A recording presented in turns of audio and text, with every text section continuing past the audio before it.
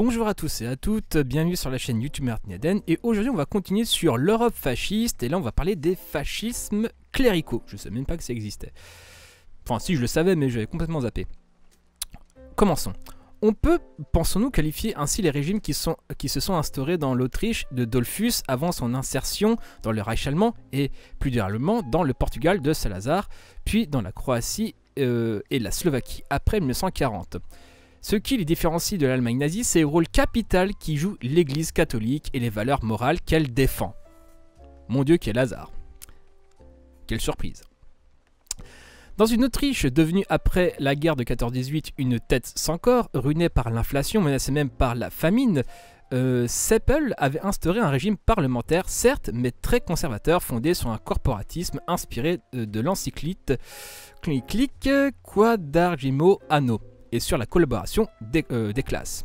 Après lui, le chancelier Dollfuss va plus loin dans le même sens. Il renvoie le Parlement, bâillonne la presse, écrase la révolte ouvrière de 1934, interdit les grèves et s'appuie sur un seul parti, les chrétiens sociaux. C'était une dictature molle où les opposants connus, internés puis relâchés, allaient et venaient sans mal, où la presse socialiste, en principe clandestine, était diffusée presque ouvertement. Elle se heurte à une double opposition. Le Weinheim, excusez-moi de la prononciation, et les nazis. Le Weinheim du prince Stauffenberg recrute parmi les petits propriétaires les anciens officiers et fonctionnaires de l'Autriche-Hongrie disparus.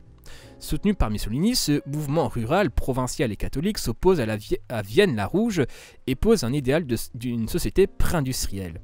Les industriels le subventionnent par antisocialisme, l'armée lui donne des armes et le clergé participe aux immenses messes en plein air qu'il organise.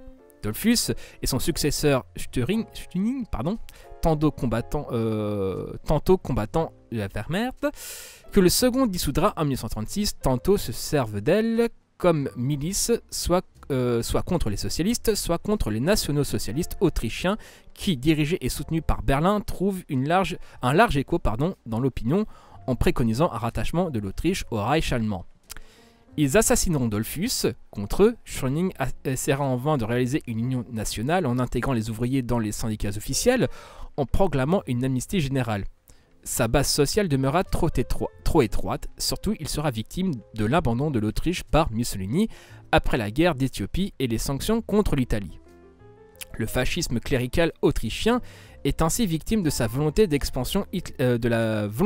l'expansion hitlérienne qui ne rencontre que peu d'opposition en Autriche. L'épiscopat et même le socialiste Karl Rainer, chancelier en 1919, approuve l'Anschluss en 1938. Des circonstances plus favorables permettront au fascisme portugais de durer 50 ans. Lorsque Salazar entre au gouvernement en 1928, c'est comme un économiste réputé qui doit soigner un pays rendu très malade par l'abus des révolutions et la crise économique et financière. Ce sont ces succès qui font de lui progressivement un homme providentiel dont le pouvoir s'accroîtra constamment, sans coup d'État, sinon sans violence. Le régime qu'instaure Salazar est fasciste par le rejet du parlementarisme, l'adoption d'un système corporatif et l'interdiction des grèves, l'encadrement des individus, les internements de caractère administratif. Il exacte le chef, le sauveur, diffuse des mythes nationalistes, proclame la vocation colonisatrice du Portugal. L'acte colonial de 1933 fonde l'unité du Portugal et ses possessions d'outre-mer. Il rejette la lutte des classes et recherche l'union de la nation dans un corps social hiérarchisé. Il succède d'ailleurs à une dictature militaire.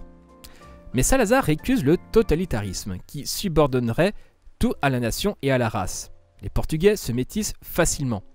Il laisse substituer l'État classique. Il rêve d'un Portugal tourné vers le passé, figé, agricole, peu instruit, dirigé par les notables, conduit par des prêtres dans la voie des valeurs familiales et morales chrétiennes. Il est effrayé par les perspectives qu'offre la société industrielle vers laquelle tend le fascisme italien et nazi allemand.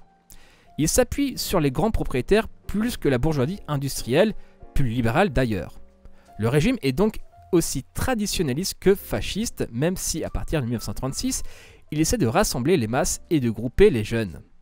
Pendant le deuxième conflit mondial, Salazar, malgré son anticommunisme, tient la balance égale entre les deux camps jusqu'à ce que la victoire des Alliés le fasse pencher en leur faveur.